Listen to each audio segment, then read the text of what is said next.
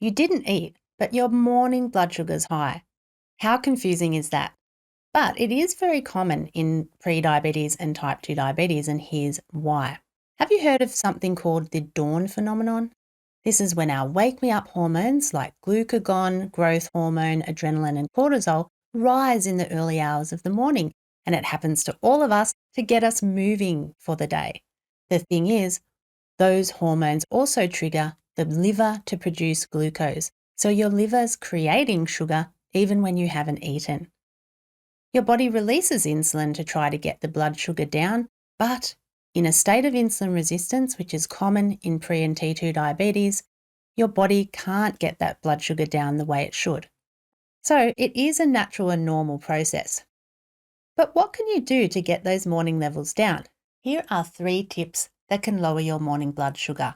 Number 1, eat a balanced low-carb meal for dinner. The last thing you want to be doing is loading up on carbohydrates at any time of the day really, but particularly for your evening meal. So you want to be including a protein-rich meal with lots of non-starchy fibrous vegetables and some healthy fats. A balanced meal that can help stabilize your blood sugar levels throughout the night.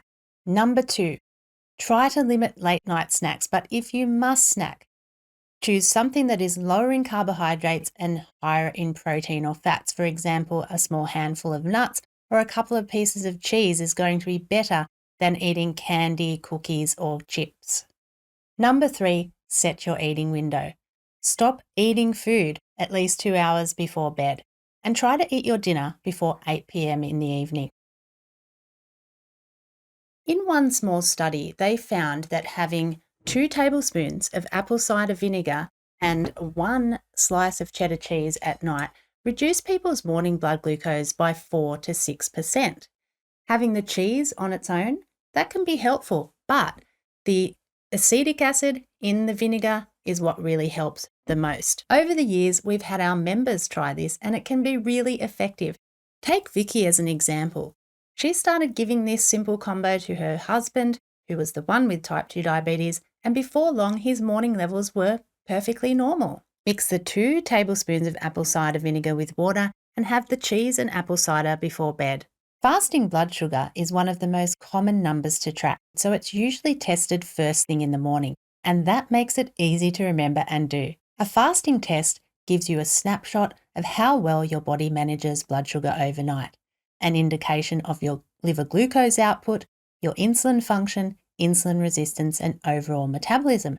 And as these things improve, your morning levels improve as well. The best time to test your fasting blood sugar is right after waking, before food or drink, and ideally the same time each day, which is first thing in the morning.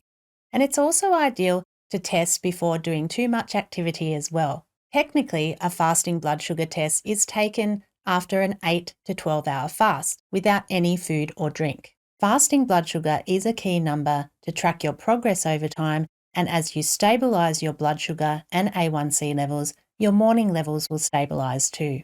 One key thing to know is that morning blood sugar is often the first to rise and the last to improve, so it often takes patience and consistency to achieve normal morning levels.